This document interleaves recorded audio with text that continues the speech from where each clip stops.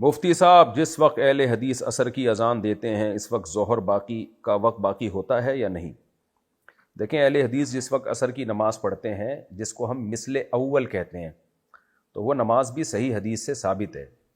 حضرت جبریل نے نماز عصر کا جو وقت بتایا، مشہور جو حدیث جبریل ہے اس بارے میں، اس میں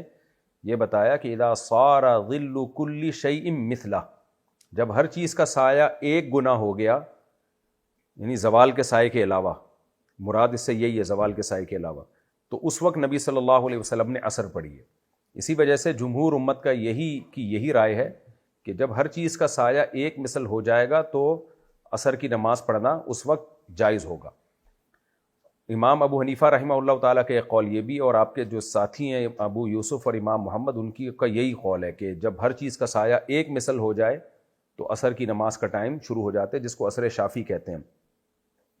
البتہ دیگر دلائل کو بھی اگر ساتھ میں ملایا جائے تو اس سے پتہ چلتا ہے کہ ہر چیز کا سایہ دو مثل ہو جائے تو عصر پڑھنی چاہیے۔ ان میں صحیح بخاری صحیح مسلم کی حدیث ہے، نبی صلی اللہ علیہ وسلم نے فرمایا تم سے پہلی امتیں جو ہے ان کی اور میری امت کی مثال ایسے ہے کہ یہودیوں نے فجر سے لے کے ظہر تک کام کیا، اجر ایک قرات ملا،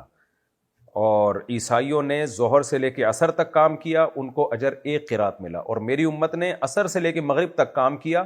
اور اجر دو قرات ملا۔ پھر آپ نے فرمایا عاملہ قلیلا و اجیرا کثیرا، میری امت نے عمل تھوڑا کیا، اجر ڈبل ملا۔ تو